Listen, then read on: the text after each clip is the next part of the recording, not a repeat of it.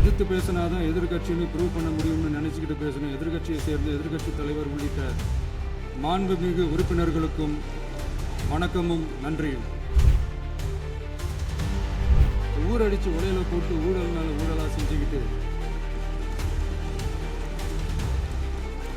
அதுல இருந்து தப்பிக்கிறதுக்கு பேர் தான் நிர்வாகத்திறன் அப்படின்னு சொன்னா, அப்படிப்பட்ட ஒரு ஊழல் செய்யற நிர்வாகத்திறனை நம்ம அரசு ஒரு நாளும் செய்யாது. ஒரு ஆக்ஷன் பண்ணணும்னு எனக்கு தோணுச்சு. எல்லாரும் போயிட்டாங்க. பர்மிஷன் பண்ணலாமா? பண்ணலாம், ஒன்றும் தப்பு இல்லை.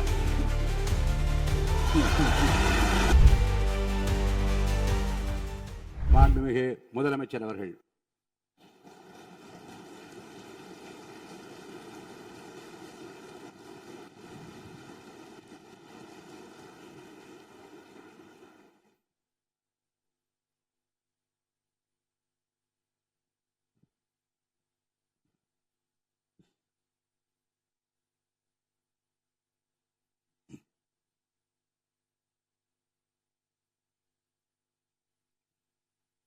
மாண்புமிகு பேரவைத் தலைவர் அவர்களே, மாபெரும் தலைவர்கள் வழிநடத்திய மாண்பும் மாபெரும் வரலாற்று சிறப்பு கொண்ட இந்த சட்டமன்ற பேரவையின் 17வது சட்டமன்ற பேரவைக்கு நம்மையும் நம்ம தமிழக வெற்றி கழகத்தை சார்ந்த சட்டமன்ற உறுப்பினர்களையும் தேர்ந்தெடுத்து அனுப்பின நிரந்தரமாக என் நெஞ்சில் குடியிருக்கும் தாயன்புமிக்க தமிழக மக்கள் அனைவருக்கும் என்னுடைய மனப்பூர்வமான நன்றிகள். 17வது சட்டமன்ற கூட்டத்தொடரின் முதல் ஆளுநர் உரையின் மீதான நன்றி தெரிவிக்கும் தீர்மானத்திற்கு பதில் உரை வழங்க வாய்ப்பளித்த மாண்புமிகு பேரவைத் தலைவருக்கு நம் வணக்கத்தை தெரிவித்துக் கொள்கிறோம். மாண்புமிகு பேரவைத் தலைவர் அவர்களே, இந்த 17வது மாமன்றத்தில் அதிகப்படியான 12 கட்சிகளை சேர்ந்த பிரதிநிதிகள் தேர்ந்தெடுக்கப்பட்டிருக்கும். நாம கொள்கை ரீதியாகவும் நிலைப்பாடு ரீதியாகவும் வேறுபட்டு இருந்தாலும் மக்கள் பணி செய்வதுதான் நம்ம எல்லாருக்கும் பிரைமரியா இருக்கிற ஒரே எய்ம். அந்த வகையில தான் நம்ம எல்லாருமே நம்ம மக்களால் அங்கீகரிக்கப்பட்டு சட்டமன்றத்திற்கு வந்திருக்கிறோம். அதனால நாம கருத்தால் வேறுபட்டாலும் மக்கள் சேவை என்ற நோக்கத்தில் நம்ம மாநிலம் சார்ந்த விஷயங்கள்ல நம்ம எல்லாரும் ஒன்றிணைந்து பயணிச்சா நம்ம தமிழ்நாடு என்னைக்கும் எதிலையும் முதன்மை மாநிலமாக திகழும். ஆளுநர் உரைக்கு நன்றி தெரிவிக்கும் தீர்மானத்தில் பேசின மாண்புமிகு உறுப்பினர்களுக்கு நன்றி. எதிர்த்து பேசினாதான் எதிர்கட்சின்னு ப்ரூவ் பண்ண முடியும்னு நினைச்சுக்கிட்டு பேசின எதிர்கட்சியை சேர்ந்த எதிர்கட்சி தலைவர் உள்ளிட்ட மாண்புமிகு உறுப்பினர்களுக்கும் வணக்கமும் நன்றியும். பதிலுரை வழங்குற அதே நேரத்தில் நம்மளை சட்டமன்ற உறுப்பினராக தேர்ந்தெடுத்த பெரம்பூர் தொகுதி மக்களுக்கு நம்மளோட நெஞ்சார்ந்த நன்றிகள். அதே மாதிரி ராஜினாமா பண்ணிட்டாலும் நம்மளை தேர்ந்தெடுத்த திருச்சி கிழக்கு மக்களுக்கும் இந்த மன்றத்தில் நம்மளோட நன்றியை பதிவு செய்கிறோம். அப்புறம் நம்மளோட அரசியல் பயணத்தை பற்றியும் கொஞ்சம் பதிவு செய்ய விரும்புகிறோம். நாம் ஏதோ ஷூட்டிங்லேருந்து நேராக வந்து சிஎம் ஆன மாதிரியே சில பேர் ஒரு இமேஜ் கிரியேட் பண்ணுறாங்க. அவங்களுக்கு அவங்க ஆசைப்படுற லாங்குவேஜ்லேயே சொல்கிறோம், அது வெறும் ரீல் தான், ரியல் கிடையாது. ஒரு சாதாரண நடிகனாக தான் நம்ம கெரியர் தொடங்குச்சு. அப்புறம் அப்படியே சின்சியராக உழைச்சி மேலே வந்தோம். நம்ம கெரியரில் நாம் மேலே வந்ததுக்கு இந்த விஜய் ஒருத்தன் மட்டுமே காரணம் இல்லை, அவனோட உழைப்பு மட்டுமே காரணம் இல்லை. இந்த விஜயோட உழைப்புக்கும் உயர்வுக்கும் பின்னாடி இருக்கிற ஒட்டுமொத்த தமிழ்நாட்டு மக்களோட அன்பும் அரவணைப்பும் தான் காரணம். ஒவ்வொரு வீட்டில் இருக்க ஒவ்வொருத்தரும் நம்மளை அவங்க வீட்டில் ஒருத்தனா ஏற்றுக்கிட்டது தான் நமக்கு கடவுளும் மக்களும் தந்த மிகப்பெரிய வரம். அதுக்காகவே கடவுளுக்கு சமமான நம்மளோட சொந்தங்களான தமிழக மக்கள் அனைவருக்கும் மீண்டும் மீண்டும் நன்றி. இப்படி நம்மளை தாயன்போடு அள்ளி அரவணைச்ச தமிழ்நாட்டு மக்களுக்கு நாம் எப்படியெல்லாம் துணையாக இருந்தோம், எப்படியெல்லாம் மக்களோட மக்களாக இருந்தோம்னு சொல்கிறேன். 1990ஸ்லேயே ரசிகர் மன்றமாக இருந்தப்பவே மக்களுக்கு துணையாக நிற்க ஆரம்பித்தோம். அதுக்கப்புறம் நற்படி மன்றமாகவும் அதுக்கப்புறம் விஜய் மக்கள் இயக்கமாகவும் மாறி மக்களோட மக்களாக நின்றுகிட்டு இருந்தோம். 2008 ஈழத் தமிழருக்கு ஆதரவாக உண்ணாவிரதம் போராட்டம் செஞ்சோம். போர் முடிவுக்கு வரணும். நம்ம தொப்புள் கொடிய உறவுகளான ஈழத் தமிழர்களுக்கு பாதுகாப்பான நிம்மதியான ஒரு வாழ்வு கிடைக்கணும்னு அன்னைக்கே கோரிக்கை வச்சோம். 2009 ஆரம்பிச்ச விஜய் மக்கள் இயக்கம் வழியா நம்மளோட மக்கள் நல பணிகளை எக்ஸ்டெண்ட் அண்ட் எக்ஸ்பேண்ட் பண்ணிக்கிட்டே வந்தோம்.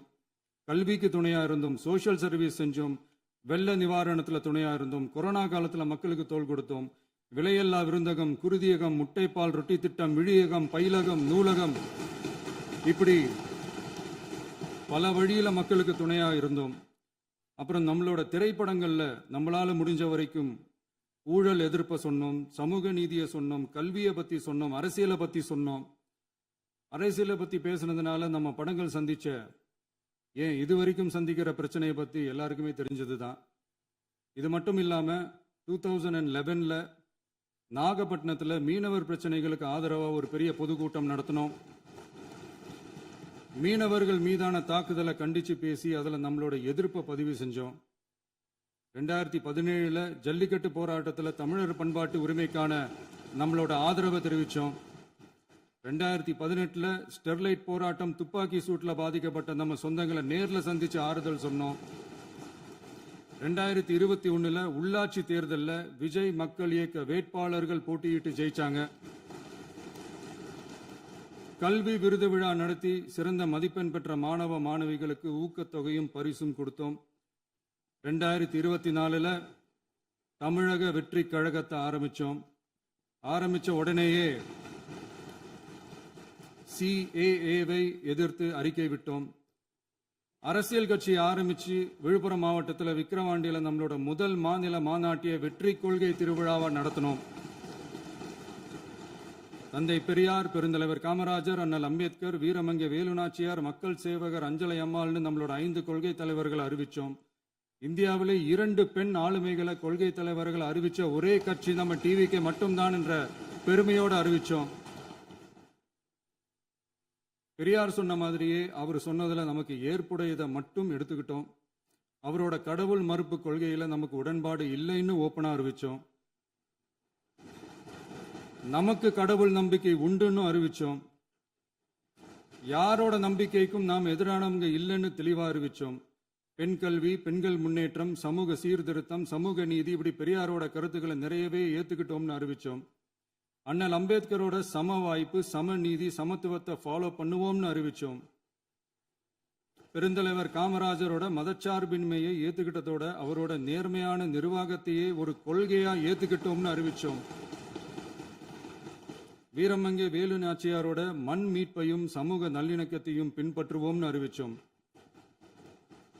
மக்கள் சேவகர் அஞ்சலை அம்மாளோட விடுதலை வேட்கையையும் மக்களோட வாழ்வாதாரத்துக்காக உறுதியாக நிற்கிறதையும் பின்பற்றுவோம்னு சொன்னோம். எல்லாருக்கும் எல்லாமும் கிடைக்கணும், எம் மதமும் நம் மதம்னு சொல்லி மதச்சார்பற்ற சமூக நீதி தான் நம்ம கொள்கைன்னு அறிவிச்சோம். நம்ம கொள்கை எதிரி யாரு, அரசியல் எதிரி யாருன்னு ஓப்பனா அறிவிச்சோம். எல்லாத்துக்கும் மேல பிறப்புக்கும் எல்லா உயிருக்கும்ன்றத நம்மளோட அடிப்படை அரசியல் கோட்பாட்டா அறிவிச்சுட்டு தான் அரசியலுக்கே வந்தோம். நம்ம மதுரை மாநாட்டில் நம்மளோட தேர்தல் அரசியல் மற்றும் ஆட்சி அதிகார அரசியல் வழிகாட்டியா அறிஞர் அண்ணாவையும் புரட்சி தலைவர் எம்ஜிஆரையும் ஏத்துக்கிட்டதா அறிவிச்சோம். அப்புறம் இன்னனையும் நாம இங்க பதிவு செஞ்சே ஆகணும். எல்லாரும் கட்சி ஆரம்பிச்சுட்டு தான் ஒவ்வொரு வீட்டுக்குள்ளேயும் போவாங்க. ஆனா நாம ஒவ்வொரு வீட்டுக்குள்ளேயும் போனதுக்கு அப்புறம் தான் கட்சியவே ஆரம்பிச்சிருக்கிறோம். ஒவ்வொரு வீட்டில் ஒவ்வொருத்தரும் நம்மள அவங்க பிள்ளையா, மகனா, அண்ணனா, தம்பியா ஏத்துக்கிட்டதும் இயல்பா நடந்துச்சு. தமிழ்நாட்டு மக்களோட மனசுக்குள்ள போறதுக்கு நாம பட்ட பாடு நமக்கு மட்டும்தான் தெரியும். இதெல்லாம் புரிஞ்சாலும் புரியாத மாதிரி இருக்கிறவங்க தான் நம்மள நடிகன் என்று சொல்லியும், நம்ம கட்சியை நடிகன் கட்சின்னு சொல்லியும் சில நக்கல், நையாண்டி இதெல்லாம் பேசுவாங்க. அதை பத்தி நமக்கு கவலை இல்லைன்னு. இப்படி நம்ம அரசியல் பயணம் ரொம்ப டிரான்ஸ்பரண்டா தான் ஆரம்பிச்சிருக்கு. இந்த 2026 தேர்தலில் கூட்டணியே இல்லாமல் தனியா நின்னோம். மக்கள் நம்மளை தெளிவா புரிஞ்சுக்கிட்டதாலையும் நம்ம டிவிகே தோழர்களோட உழைப்பாலையும் நாம 35% வாக்குகளை வாங்கினோம். 1,72,00,000 வாக்குகளோட தமிழ்நாட்டிலேயே தனி பெரும் கட்சியா வந்தோம். தமிழக மக்களாலையும் நம்மளோட ஆதரவு இயக்கங்களாலையும் இதோ இன்னைக்கு இங்க நம்ம டிவிக்கே ஆளும் கட்சியா உட்கார்ந்துருக்கிறோம். இந்த ஆளும் கட்சியா ஆனதும் அவ்வளவு சாதாரணமாலாம் நடந்துடல. 2.25 வருஷத்துல ஆட்சிக்கு வந்துட்டீங்கன்னு ரொம்ப கிண்டலா கேலியா சிலர் பேசுறாங்க. எங்களோட இந்த 2.25 வருஷ டிராவல்ல எவ்வளவு வலியும் வேதனையும் இருக்குது.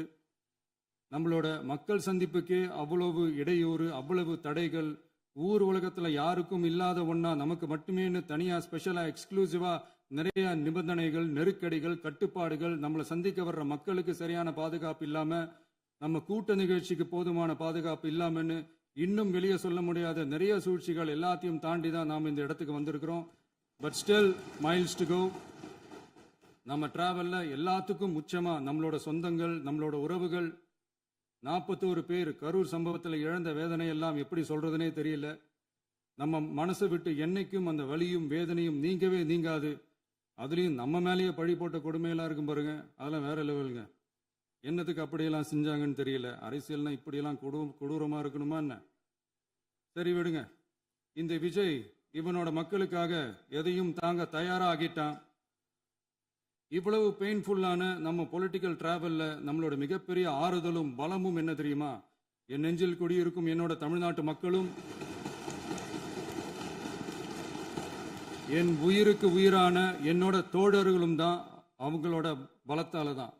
அன்னைக்கு 1967ல முன்னாள் முதல்வர் மாண்புமிகு அறிஞர் அண்ணா அவர்கள் தலைமையில் அமைஞ்ச சாமானியர்களோட ஆட்சி மாதிரி, 1977ல முன்னாள் முதல்வர் மாண்புமிகு புரட்சி தலைவர் எம்ஜிஆர் அவர்கள் தலைமையில் அமைஞ்ச மிக சாமானியர்களோட ஆட்சி மாதிரி, இதோ இன்னைக்கு அதே வரிசையில 2026 சட்டமன்ற தேர்தலில் இந்த விஜயோட தோழர்கள் இடம்பெற்ற ஒரு மிக மிக சாமானியர்களின் ஆட்சி அமைஞ்சிருக்கு.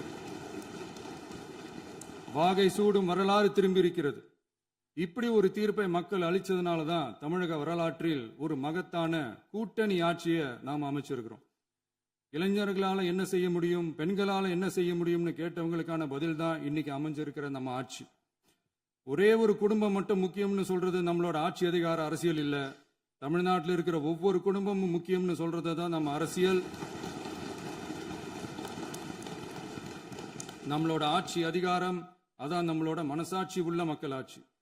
இந்த 2026 தேர்தலில் யாராலும் உடைக்கவே முடியாதுன்னு சொன்ன மதத்தை உடைச்சோம், சாதியை உடைச்சோம், முக்கியமா காசு கொடுத்து ஓட்டு வாங்குற ஒரு நச்சு கலாச்சாரத்தையே சுக்கு நூறா தூள் தூளா உடைச்சிருந்தோம். நாம கிளீன் கவர்னன்ஸ் அண்ட் குட் கவர்னன்ஸ்ல உறுதியா இருக்கிறோம். இப்ப மட்டும் இல்ல, எப்பவுமே இப்படிதான் இருப்போம். இதுல 100% இது உண்மைன்றதுனால தான் பாரம்பரியமான தினத்தந்தி பத்திரிகை ஊழலின் ஊற்றுக்கண் அடைக்கப்படுகிறதுன்னு 16/6/2026 அன்னைக்கு ஒரு தலையங்கமே எழுதியிருக்கு. ஒரு தவறு செய்தால், அது தெரிந்து செய்தால் அவன் தேவன் என்றாலும் விடமாட்டேன் என்று எம்ஜிஆர் அன்று பாடினார். அதை இன்று விஜய் செயலில் காட்டுகிறார்னு அந்த எடிட்டோரியல்ல எழுதியிருக்கு. இந்த நேரத்தில் தினத்தந்திக்கு நம்மளோட நன்றியை தெரிவிச்சுக்கிறோம். அரசியலுக்கு வந்து 2 வருஷம் தான் ஆகுது. உங்களுக்கு என்ன தெரியும், உங்களால என்ன முடியும்னு கேலியா கேட்டவங்களுக்கு தினத்தந்தியோட பதிலை இப்போதைக்கு போதும்னு நினைக்கிறேன். என்னென்னமோ செய்வான்னு சொல்றானே இந்த விஜய், பல வருஷமா இருக்கிற ஒரு பதவி வெறி பிடிச்ச அரசியலை உடைச்சி எப்படி செய்வான்னு நம்ம மக்களை யோசிச்சிருவாங்க. இதோ இப்போ நம்ம மக்களுக்கு புரிஞ்சிருக்கும். இப்பவும் சொல்றோம், இது வெறும் ஆரம்பம் தாங்க. இந்த மாபெரும் சபையிலிருந்து கேட்கிற மக்களே, நமக்கு கொஞ்சம் அவகாசம் கொடுங்க. இதுக்கு முன்னாடி, அதாவது 2017 கடைசியில இருந்து 2026 ஏப்ரல் வரைக்கும் இருந்த புண்ணியவான்கள் ஆட்சியில ஒவ்வொரு டிபார்ட்மெண்ட்லயும் போட்ட ஏராளமான ஓட்டைகளை அடைச்சிக்கிட்டே படிப்படியா மக்களுக்கு நல்லதையும் செஞ்சுக்கிட்டே வருவோம். அதனாலதான் நமக்கு எதிரா யார் யாரோ சேரவே மாட்டாங்கன்னு நினைச்சவங்க எல்லாம் ஒன்னா சேர்றாங்க. நம்ம ஆட்சிக்கு டேட்டு குறிக்கிறாங்க.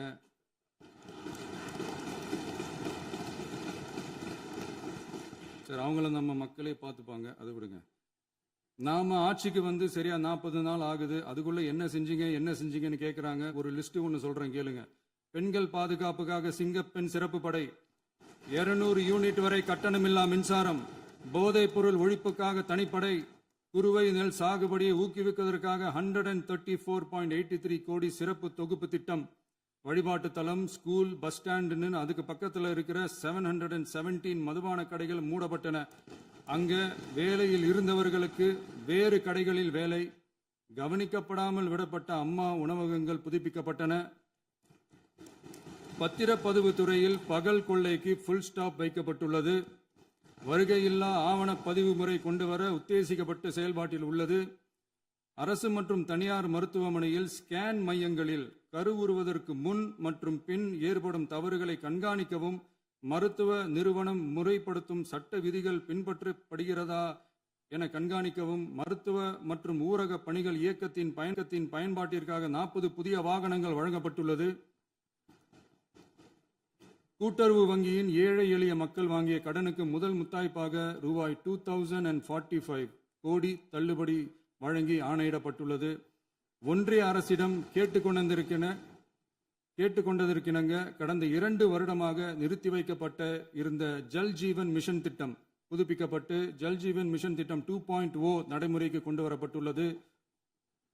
18,500 கோடி அளவில் உறுதியளிக்கப்பட்ட காஞ்சிபுரம் மாவட்டத்தில் மைய விரிவாக்க திட்டம், கோயம்புத்தூரில் மின்னணு பொருட்கள் மற்றும் மின்னணு அமைப்புகள் உற்பத்தி திட்டம் மற்றும் திருவள்ளூர் மாவட்டத்தில் காட்டுப்பள்ளி LNT கப்பல் கட்டும் தளம் விரிவாக்க திட்டத்திற்கு ஒப்பந்தங்கள் போடப்பட்டுள்ளன. அனைத்து நிர்வாக நடவடிக்கைகளும் மின்னணு முறையில் மாற்றம் கொண்டுவர நடவடிக்கை எடுக்கப்பட்டு வருகிறது. சட்டவிரோத கல்குவாரி மற்றும் அனுமதியின்றி கனிமங்களை எடுத்துச் செல்வது தடுக்கப்பட்டுள்ளது. பல்வேறு குவாரிகள் சீல் வைக்கப்பட்டுள்ளன. கனிமங்களை கண்காணிப்பது, எல்லைகளை நிர்ணயிப்பது மற்றும் ஆளில்லா விமானம் மூலம் அளவீடு செய்வது போன்றவற்றை செயல்படுத்துவதற்கான பணிகள் மேற்கொள்ளப்பட்டு வருகின்றன. அனைத்து துறைகளிலும் அலுவலர் தலையீடு இல்லாமல் லஞ்ச லாவண்யமற்ற தமிழகத்தை உருவாக்க அனைத்து நடவடிக்கைகளும் முடுக்கிவிடப்பட்டுள்ளது. இதெல்லாம் சாம்பிள் தான், இன்னும் இருக்கு. இந்த வெறும் 40 நாளுக்குள்ளேயே இவ்வளவு செஞ்சிருக்கோம்னா இனி வர்ற நாட்கள்ல கொஞ்சம் கொஞ்சமா படிப்படியா ஸ்டெடியா உழைச்சி லஞ்சலாவணம் இல்லாத, ஊழல் இல்லாத, பெண்களுக்கு பாதுகாப்பான, சுதந்திரமான, டிரான்ஸ்பரண்டான தமிழ்நாட்டை நம்ம சொந்தங்களான தமிழக மக்களுக்கு தர்றது தான் நம்மளோட ஒன் அண்ட் ஒன்லி டார்கெட். கண்டிப்பா அதை நிறைவேற்றியே காட்டுவோம். 8 கோடி மக்கள் நம்மளோட இருக்கிறப்போ ஏங்க அதை செய்ய முடியாது? மாண்புமிகு பேரவைத் தலைவர் அவர்களே, தமிழ்நாட்டின் கருவூலம் எப்படி திசை மாறி உருமாறி தேய்ந்து ஓய்ந்து கிடைக்கிறதுன்னு சொன்னாங்க. திசை மாறி உருமாறி தேய்ந்து ஓய்ந்துன்னு வசனம் மாதிரி ரைமிங்கா இல்லாம வளமான இலக்கியமா இதே சபையில பேசினவங்களோட திறமையான ஆட்சியில நடந்த நிதி மேலாண்மையை பத்தி வெள்ளை அறிக்கையா வெளியிட்டோம். வெள்ளை அறிக்கை வந்ததிலிருந்தே கண்ணை கட்டுதுங்க. அந்த காலத்துல தான் பிள்ளையோ பிள்ளை, தொல்லையோ தொல்லைன்னு சொன்னாங்க. அதே மாதிரி தாங்க அவங்க ஆட்சியாலையும் அவங்களாலையும் இன்னைக்கு தமிழ்நாட்டுக்கே தொல்லையோ தொல்லை. இப்படி ஒரு நிலைமையை உண்டாக்கி வச்சுட்டு இவங்க சொல்றாங்க நமக்கு ஆட்சி செய்ய தெரியாதுன்னு. நம்ம அமைச்சர்களுக்கும் நம்ம சட்டமன்ற உறுப்பினர்களுக்கும் ஒன்றும் தெரியாதுன்னு. ஆமாங்க, எங்களுக்கு தெரியாதுதான். எங்க சட்டமன்ற உறுப்பினர்களுக்கும் அமைச்சர்களுக்கும் மக்கள் பணி செய்ய தெரிஞ்ச அளவுக்கு மக்கள் பணத்தை சுருட்ட தெரியாதுதான்.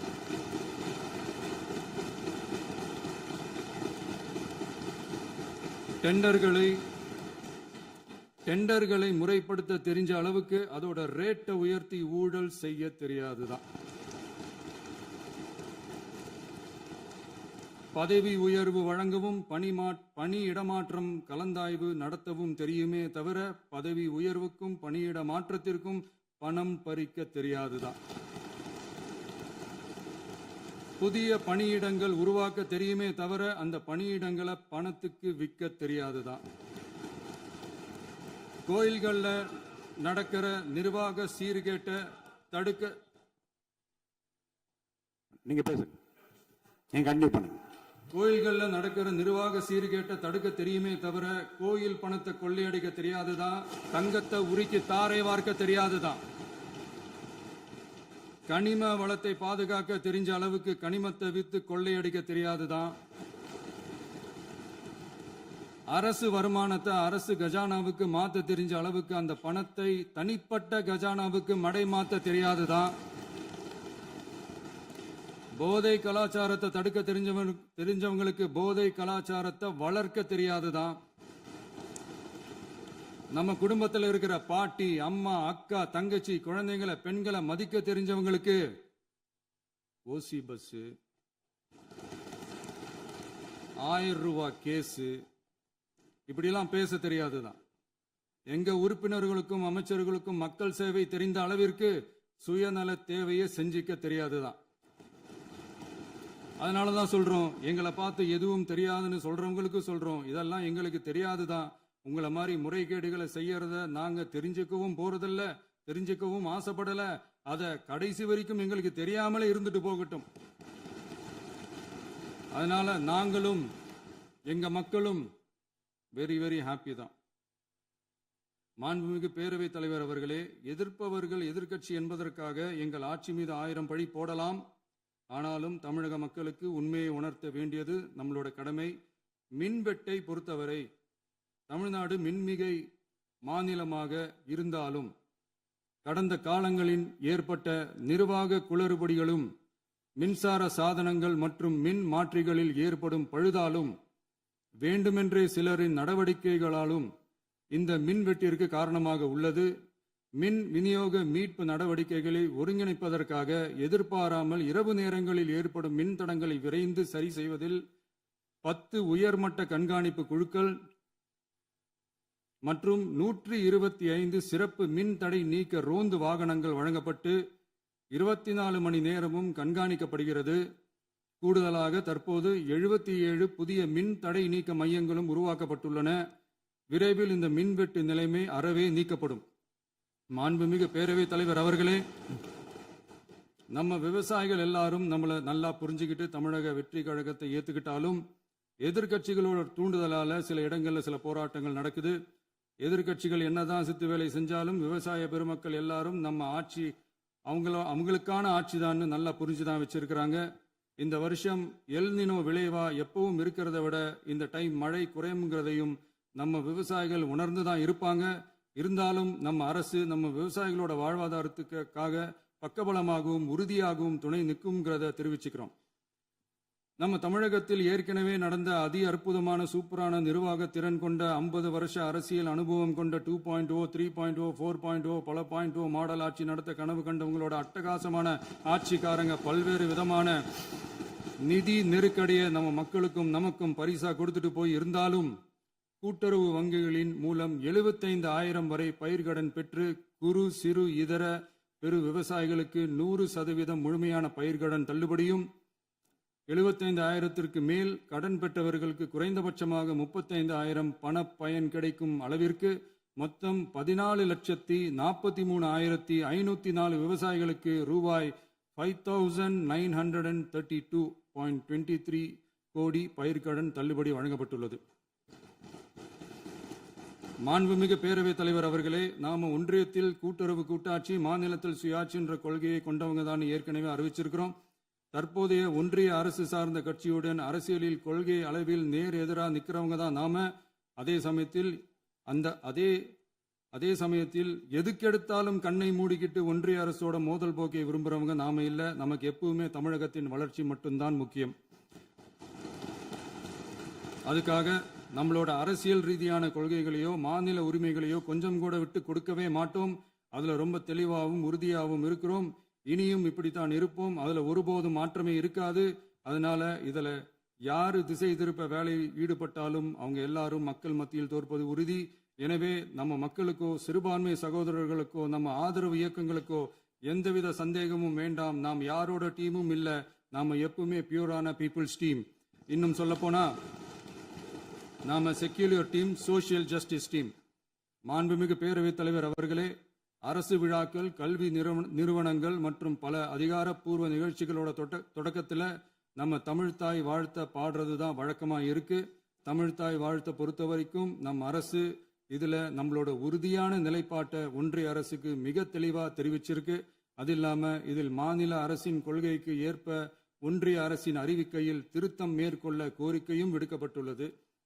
நீட் தேர்வை பொறுத்தவரை கிராமப்புற மற்றும் பொருளாதார ரீதியாக பின்தங்கிய மாணவர்களுக்கு சமமான வாய்ப்பை வழங்குவதில்லை. மருத்துவ கல்வியில் சமூக நீதி மற்றும் சம வாய்ப்பை நீட் பாதிக்கிறது என்பதை உணர்கிறோம். எனவே மருத்துவ படிப்புகளுக்கான சேர்க்கையை 12ஆம் வகுப்பு மதிப்பெண்களின் அடிப்படையில் நடத்த வேண்டும் என்று நமது அரசு வலியுறுத்தி வருகிறது. மத்திய அரசிடம் நீட்டிலிருந்து தமிழ்நாட்டிற்கு விலக்கு வழங்க வேண்டும் என்று கோரிக்கை விடுத்துள்ளது. மாண்புமிகு பேரவைத் தலைவர் அவர்களே, பேரறிஞர் அண்ணா அவர்கள் தலைமையிலான அரசு 1968இல் இருமொழி கொள்கையை நடைமுறைப்படுத்தியது. தமிழ் ஆட்சி மொழி, தமிழ் மொழியை பாதுகாப்பது, மாணவர்களுக்கு ஆங்கிலத்தின் மூலம் உலக அளவிலான வாய்ப்புகளை வழங்குவது, எந்த ஒரு மொழியையும் கட்டாயமாக திணிப்பதை தவிர்ப்பது மற்றும் எதிர்ப்பது, நிலத்தின் மொழி மற்றும் பண்பாட்டு அடையாளத்தை பேணுவது என்பதை நம் தமிழக வெற்றிக் கழக ஆட்சி ஏற்றுக்கொண்டுள்ளது.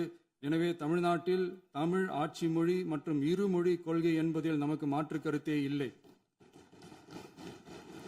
மாண்புமிகு பேரவைத் தலைவர் அவர்களே, கடந்த 11/6/2026 அன்று நடந்த நிதி ஆயோக் கூட்டத்தில் தமிழ்நாடு அரசின் சார்பாக கலந்து கொண்டு வறுமையற்ற தமிழ்நாடு இயக்கம் உருவாக்க தேவையான நிதியையும், தமிழ்நாட்டுக்கு 2 எய்ம்ஸ் மருத்துவமனைகளை தருமாறும், மருத்துவம் மற்றும் பல் மருத்துவ படிப்பிற்கு 12ஆம் வகுப்பு மதிப்பெண் அடிப்படையில் இடங்களை நிரப்புதல் குறித்தும், செயற்கை நுண்ணறிவு தொடக்க நிறுவன வளர்ப்பு மையங்கள் தமிழ்நாட்டில் அமைக்கவும், இளைஞர் திறன் மற்றும் வேலைவாய்ப்பு இயக்கம் செயல்படுத்த வேண்டியும், பெண்கள் தலைமையிலான வளர்ச்சி குறித்தும், மீனவ சமுதாயங்களின் வாழ்வாதாரம் மற்றும் மீன்பிடி படகுகள் மற்றும் மீனவர்களை விடுவித்தல் குறித்து நிரந்தர நடவடிக்கை எடுக்க வேண்டியும், காலநிலை தாங்கும் தன்மை பெருந்திட்டம் 2045இல் கீழ் விண்வெளி உற்பத்தி மையத்தை தேசிய விண்வெளி உற்பத்தி மையமாக அறிவிக்க கோரியும், தமிழ்நாட்டில் சாலை போக்குவரத்து, நெடுஞ்சாலை மற்றும் ரயில்வே அமைச்சகத்தின் மேம்பாட்டு குறித்தும், அனைத்து கிராமங்களையும் டிஜிட்டல் இணைப்பு வசதி ஏற்படுத்துதல் குறித்தும், கூட்டு குடிநீர் திட்டம் தொடரவும், அரசின் விழாக்களில் தமிழ்தாய் வாழ்த்துக்கான முதலிடத்திற்கான கோரிக்கையும், மேகதாது அணை கட்டுமான நிறுத்தத்தை உறுதிப்படுத்தவும், மாநிலத்தின் மீது மும்மொழி கொள்கையை வற்புறுத்தாமல் புதிய கல்விக் கொள்கையை திணிக்காமல் தமிழகத்திற்கான கல்வித் தொகை ரூபாய் 3284 கோடியை விடுவிக்க கோரியும், ஆண்டுதோறும் 5 லட்சம் இளைஞர்களுக்கு உதவித் தொகையுடன் கூடிய பணியினை தொழில்நுட்ப பயிற்சி வழங்க ஒத்துழைப்பு வழங்குமாறும், ஒகேனக்கல் 3ஆம் கட்ட கூட்டு குடிநீர் திட்டத்திற்கான நிதி ரூபாய் 2283.40 விடுவிக்கவும், வேலை வாய்ப்பு மற்றும் வாழ்வாதாரத்துக்கான உத்தரவாத திட்டத்தின் கீழ் வேலை வாய்ப்புகளை உருவாக்க உடனடி நடவடிக்கை மேற்கொள்ள வேண்டியும் மற்றும் திருக்குறளை தேசிய இலக்கியமாக அறிவிக்குமாறும் தமிழ்நாடு சார்பில் பேசியுள்ளோம் என்பதை தெரிவித்துக் கொள்கிறோம். மாண்புமிகு பேரவைத் தலைவர் அவர்களே, அண்டை மாநிலங்களுடனான நட்புறவு ஒரு மாநிலத்தின் வளர்ச்சிக்கும் நாட்டின் ஒற்றுமைக்கும் மிகவும் அவசியமானது. தமிழ்நாடு தனது அண்டை மாநிலங்களுடன் நதி நீர் பங்கீடு, பொருளாதாரம், கல்வி, கலாச்சாரம் மற்றும் போக்குவரத்து துறைகளில் நல்லுறவை பேணி வருகிறது. பரஸ்பர மரியாதை, ஒத்துழைப்பு மற்றும் கூட்டாட்சி தத்துவத்தின் அடிப்படையில் அண்டை மாநிலங்களுடனான நட்புறவை வலுப்படுத்தவும் நமது ஆட்சியில் காக்கப்படுகிறது. மாண்புமிகு பேரவைத் தலைவர் அவர்களே, சட்டம் ஒழுங்கை பற்றி பேச்சு வந்தது. சட்டம் ஒழுங்கு சரியா இருக்கணும் அப்படின்றதுல எங்களுக்கு மாற்று கருத்தே கிடையாது. கண்டிப்பா லா அண்ட் ஆர்டர் கரெக்டா இருக்கணும், கரெக்டா இருக்கும், இருக்க வைப்போம். அதே மாதிரி பெண்கள் பாதிக்கப்படுறதையும் இங்க யாராலையும் சகிச்சுக்கவே முடியாது. அதுக்கான கடுமையான நடவடிக்கைகள் நம்ம அரசு எடுத்துக்கிட்டு இருக்கிறோம். இந்த சிங்கப்பெண் சிறப்பு அதிரடி படை கூட அதுக்கான ஒரு ஃபர்ஸ்ட் ஸ்டெப் தான். அதே மாதிரி இந்த போதைப் பொருள் நடமாட்டம், அதை கண்ட்ரோல் பண்றதுக்கும் நம்ம அரசு கடுமையான நடவடிக்கைகள் எடுத்துக்கிட்டு இருக்கிறோம். அதையும் கண்டினியூ பண்ணி எடுப்போம். மாண்புமிகு பேரவைத் தலைவர் அவர்களே, இப்போ நான் சொன்ன இந்த பிரச்சனைகள்லாம் 2026 போன மாதம் மே மாதம் 10ஆம் தேதி புதுசாக வந்துடல. இதெல்லாம் பல வருஷமா இருக்கிற பிரச்சனைகள் தான், பல வருஷமா கண்டுக்காம விட்ட பிரச்சனைகள் தான். இன்னைக்கு எதிர்கட்சிக்காரங்க அதை பற்றி கேட்கும் போது எனக்கு அது அக்கறையா தெரியல, அவதூறு அரசியலாக தான் தெரியுது, பழி போடுற அரசியலாக தான் தெரியுது. இப்படி அவதூறு பழி போடுறவங்களை பார்த்து ஒன்னே ஒன்று தான் கேட்கணும்னு தோணுது. கடந்த 9-10 மாசமா நம்ம ஸ்டேட்ல சட்டம் ஒழுங்கு டிஜிபியே இல்லை. சட்டம் ஒழுங்கு டிஜிபியை போடுங்கன்னு சொல்லி எல்லாம் ஓஞ்சி போயிட்டோம். போன ஆட்சியில் நடந்ததுக்கெல்லாம் இப்பதான் விடையே கண்டுபிடிக்கிறோம் நம்ம ஆட்சியில்.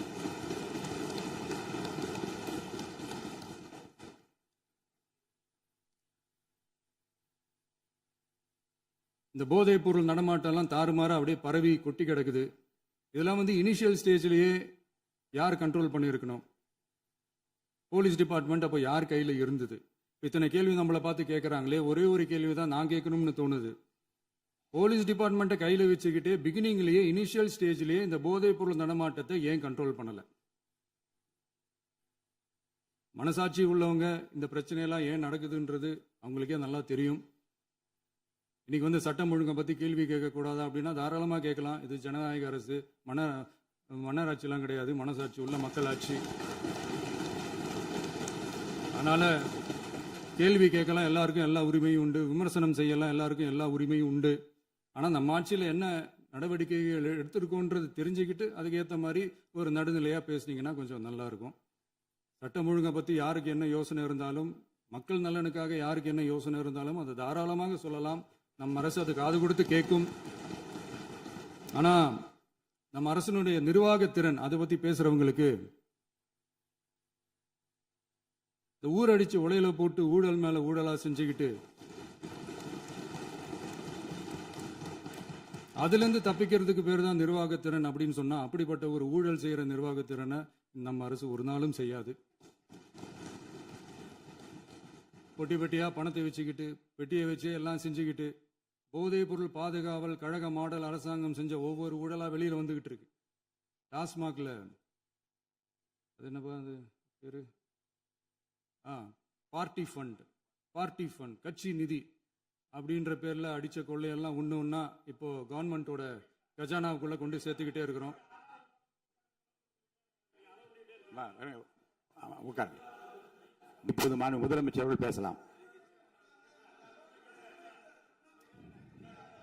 இந்த டாஸ்மாக் மாதிரியே பல டிபார்ட்மெண்ட்லயும், மறுபடியும் சொல்றேன், கட்சி நிதின்ற பேர்ல அடிச்ச கொள்ளைய ஒன்னா கவர்மெண்டோட கஜானாக்குள்ளேயே கொண்டு சேர்த்துக்கிட்டே இருக்கிறாங்க.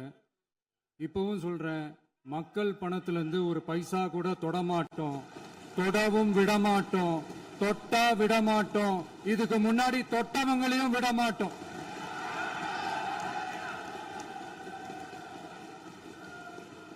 ஒவ்வொரு ஊழலா வெளியில வரும் போலயே, ஒவ்வொரு வேஷமா கலைஞ்சிரும் போலயே இங்க இருக்கிற நிறைய பேரு நடுங்கி போய்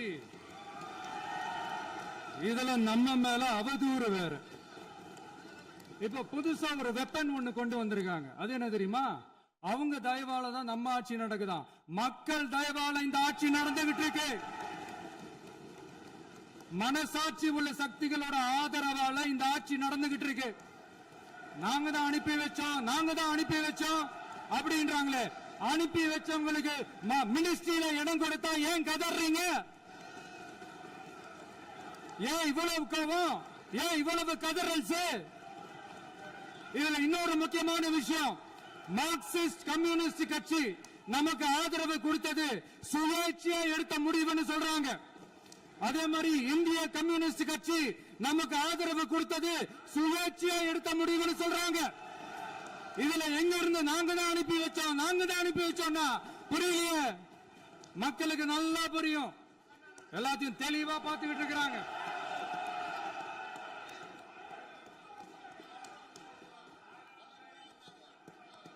முதலமைச்சர் கண்டினியூ பண்ணலாம். மாண்பு முதலமைச்சர்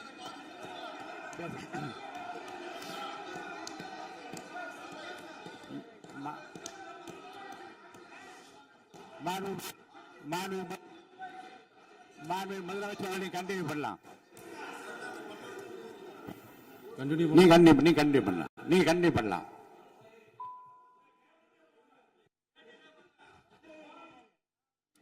இந்த சமூக நீதி அரசுன்னு சொல்றவங்களை பார்த்து கேட்கிறேன், நம்ம பட்டியலின சகோதரர்களுக்கு எத்தனை அமைச்சர் பதவி கொடுத்தீங்கன்னு கொஞ்சம் சொல்ல முடியுமா?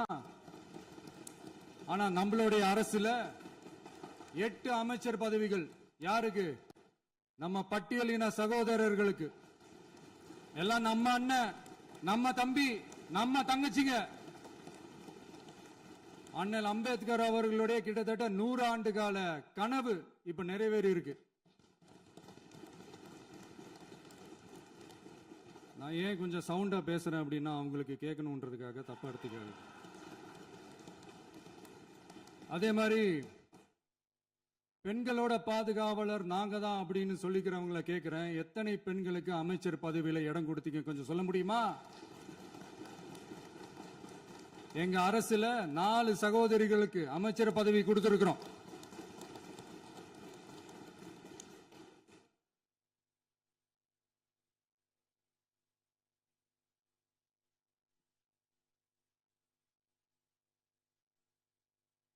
அதனால மக்களால் நிராகரிக்கப்பட்டு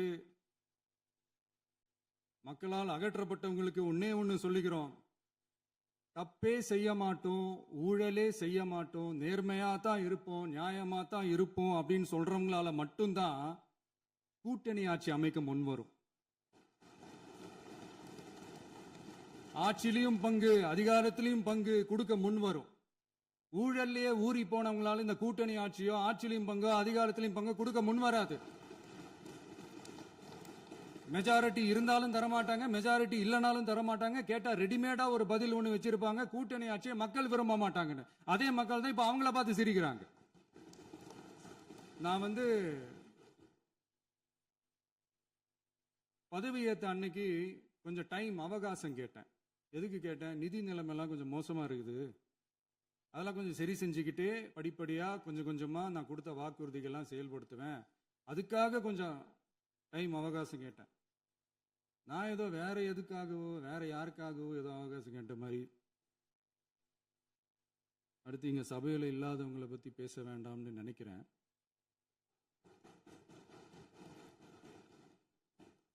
இங்க நம்மளை பத்தி அவதூறு பரப்புறதோட மட்டும் இல்லாம இப்ப நம்ம மக்கள் மேலேயும் அவதூறு பரப்ப ஆரம்பிச்சிட்டாங்க. மக்கள் நமக்கு ஓட்டு போட்டது தப்பான், குடும்பம் குடும்பமா நமக்கு ஆதரிச்சது தப்பான். இது இப்ப இல்ல, நான் சொல்றது எம்ஜிஆர் அவர்கள் காலத்திலிருந்தே. அப்பவே அவர் ஜெயிச்சப்போ அதே மக்களை தப்பு தப்பா பேசுறது. மக்கள் என்ன பண்ணிட்டாங்க, எம்ஜிஆர் என்ன பண்ணிட்டாரு, எம்ஜிஆர் என்ன இது பண்ணிட்டாரு. 50 வருஷமா ஒரே டெக்னிக்கா.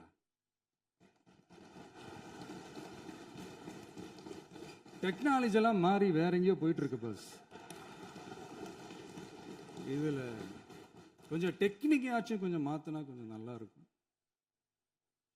அதனால மக்களுக்கு யூஸ்ஃபுல்லா இருக்கிற மாதிரி இந்த ஆக்கப்பூர்வமான கருத்துக்களோ ஆக்கப்பூர்வமான யோசனைகளோ இருந்தா சொல்லுங்க, அதை நாங்க டெஃபரெண்டா எடுத்துக்கிறோம். ஆனா அதை விட்டுட்டு இந்த நக்கல், நையாண்டி, சம்பந்தம் இல்லாத பேச்சு இதெல்லாம் பேசிட்டு அப்புறம் முதல்வர் பதில் சொல்லல, முதல்வருக்கு பதில் சொல்ல தெரியல அப்படின்னா அப்புறம் என்ன சோஃபா மாடல் ஆட்சியா? அது என்னன்னு புரியறதுக்கு எனக்கு ரொம்ப நாள் ஆச்சு. இந்த sofa set, table chair, teapoy, furniture பிசினஸ்லாம் வேற எங்கேயா வெளியில போய் பண்ண சொல்லுங்க. அப்படி அந்த பிசினஸ் தான் பண்ணணும்னா நிறைய பிசினஸ் பண்ற மாதிரி வெளியில போய் பண்ண சொல்லுங்க, இங்க சட்டசபைக்குள்ள வேணாம். அதனால ஆக்கப்பூர்வமான கருத்துக்கள் இருந்தா சொல்லுங்க, டெஃபினட்டா அது சரியா இருந்தா நாங்க ஏத்துக்கிறோம். எனக்கு ஒரு குட்டி கதை ஒன்று ஞாபகம் வருது, சொல்லாமா? ஒரு ஊர்ல ஒரு பெரியவர் வெயில் ரொம்ப ஜாஸ்தியா இருக்குன்னு சொல்லிட்டு கண்ணுக்கு மேல கை வச்சுக்கிட்டு இப்படி சுத்தி முத்தி தேடிக்கிட்டு இருந்தாராம். அப்ப கூட இருந்த ஒரு சின்ன பையன் என்ன தேடுறீங்க அப்படின்னு கேட்டானா. அதுக்கு அந்த பெரியவர் சொன்னாரா, அது ஒண்ணு இல்ல தம்பி, உங்க அப்பா இங்கதான் இருப்பாருன்னு சொன்னாங்க, அதான் தேடிக்கிட்டு இருக்கேன். எங்க உங்க அப்பாவையா காணோம்?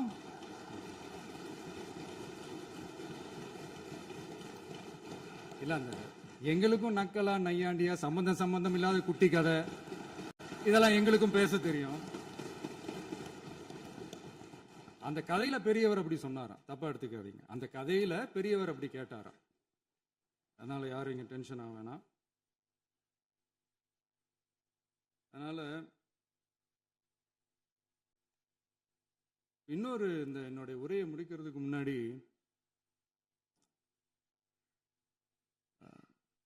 போயிட்டாங்க, பேசலாமா?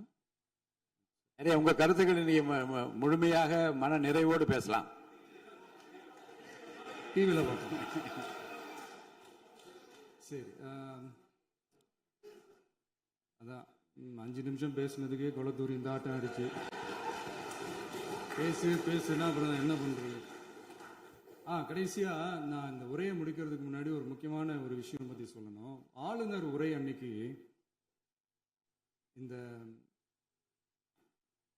தமிழ் தாய் வாழ்த்துக்கு அப்புறம் தேசிய கீதம் பாடினது தப்பு, தேசிய கீதம் 2 முறை பாடினது தப்பு, அப்படி ஒரு நிகழ்வு இதுக்கு முன்னாடி இந்த சட்டசபையில நடந்ததே கிடையாது, அந்த மரபே மாத்திட்டீங்க, இப்படி ஒரு பெரிய ஒரு போர் மாதிரி எதிர்கட்சியை சார்ந்தவங்கலாம் சொன்னாங்க இல்லையா? அந்த மாநில உரிமை போராளிகளை, அந்த மரபு காக்கிற உரிமை போராளிகளை ஒரே ஒரு கேள்விதான் கேட்கணும். 2021 ஆகஸ்ட் 2 ஞாபகம் இருக்கா? Centenary celebration of Tamil Nadu legislature. அந்த ஃபங்க்ஷனில் நம்ம முன்னாள் முதலமைச்சர் கருணாநிதி அவர்களோட கலைஞர் அவர்களுடைய கலைஞர் அவர்களுடைய புகைப்படத்தை மாண்புமிகு குடியரசுத் தலைவர் திறந்து வைக்கிற ஒரு ஃபங்க்ஷன். அந்த ஃபங்க்ஷனில் national anthem followed by Tamil Thai Vazhthu அப்படின்னு அறிவிச்சது ஞாபகம் இருக்கா? அதாவது தேசிய கீதத்துக்கு அப்புறமா இரண்டாவது முறையா, நோட் திஸ் பாயிண்ட் மாண்புமிகு பேரவைத் தலைவர் அவர்களே, ப்ளீஸ் நோட் திஸ் பாயிண்ட். தேசிய கீதத்துக்கு அப்புறம் இரண்டாவது முறையாக தமிழ் தாய் வாழ்த்து பாடப்படும் அப்படின்னு சொன்னது ஞாபகம் இருக்கா? அதுவும் முத்தமிழ் அறிஞர் அப்படின்னு சொல்ற நம்ம கலைஞர் அவர்களுடைய அந்த புகைப்படம் வெளியிட்டு விழாவில் அவர் இருந்த இதே சபையில தமிழை இரண்டாவது இடத்துக்கு தள்ளினது யாருன்னு ஞாபகம் இருக்கா? அது மட்டும் இல்ல, அந்த தேசிய கீதத்தை நாட்டுப்பண் நேஷனல் ஆந்தம்னு சொல்லி அதே ஃபங்க்ஷன்ல கடைசியா ஃபங்க்ஷன் முடியும் போது செகண்ட் டைம் தேசிய கீதம் பாடினதும் ஞாபகம் இருக்கா? இதே அவையில் தான், அது அவை குறிப்பிலும் இருக்கிறது, இதே அவையில் தான் நடைபெற்றது. இந்த தக்க நேரத்தில் இந்த ஆதாரங்களை அளித்த மாண்பு முதல்வர்களுக்கு நன்றியை தெரிவித்துக் கொள்கிறேன். டவுட் இருந்தா இந்த புக்கை பார்த்து தெரிஞ்சுக்கலாம். அதனால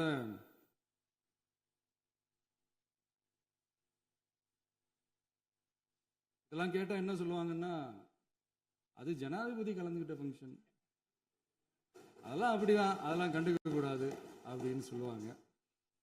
இதே மாதிரிதான் பேசுறது ஒண்ணு, செய்யறது ஒண்ணு, செய்யறது ஒண்ணு, பேசுறது ஒண்ணு. இதெல்லாம் மக்கள் பார்த்துக்கிட்டு இருக்காங்க. எலெக்ஷனுக்கு முன்னாடி தான் அப்படி செஞ்சுக்கிட்டு இருந்தாங்க. இப்போ எலெக்ஷனுக்கு அப்புறம் அதே தான் செய்கிறாங்க. இந்த விஜயையும் சாமானியர்களின் உண்மையான சமூக நீதி அரசையும் அவமானப்படுத்துறதுக்கு தான் அவங்களோட அந்த பொலிட்டிக்கல் சீனியாரிட்டி அது பயன்படுத்துது போல. சரி, செய்யட்டும் செய்யட்டும், நல்லா செய்யட்டும். இப்போ ஆனாலும் நம்மளுடைய மாநில உரிமை, மொழி உரிமை, உத்தம உத்தரர் போல வேஷம் போடுற எதிர்கட்சிக்கு ஒன்றை மட்டும் ஆணித்தரமாக சொல்றோம். உங்களை மாதிரி தமிழ்னு சொல்லிக்கிட்டு, மொழி, பண்பாடு, கலாச்சாரம்னு சொல்லிக்கிட்டு ரெட்டை வேஷம் போடுறவங்க நாங்க கிடையாது.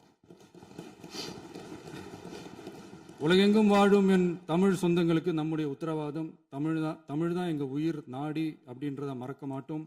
இப்பவும் சொல்றோம், மாநில உரிமையில எப்பவும் உறுதியா இருப்போம். அதே சமயத்துல அரசியல் வேற, ஒன்றிய மாநில அரசுகளுக்கு இடையே இருக்கிற நிர்வாக அணுகுமுறை வேற. இதுல நாங்க ரொம்ப தெளிவா இருக்கிறோம். அதனால எங்களுக்கு பாடம் எடுக்கிறதா நினைச்சுக்கிட்டு உங்க வேஷத்தை நீங்களே கொஞ்சம் கொஞ்சமா கலைச்சிக்கிட்டே வர்றீங்க, மறந்துடாதீங்க. அப்புறம் நேத்து எதிர்கட்சி தலைவர், மாண்புமிகு எதிர்கட்சி தலைவர் பேசும்போது நிறைய பேசினாங்க. அதுல ஒண்ணு மட்டும் அரசு சொல்றதா நினைச்சுக்கிட்டு நம்மளை இன்டைரக்டா ஈவில் அப்படின்ற அந்த வார்த்தையை யூஸ் பண்ணாங்க. எனக்கு ஒண்ணு தான் சொல்லணும்னு தோணுது. ஈவில்ஸ்னு டெவில்ஸ் பேசக்கூடாது.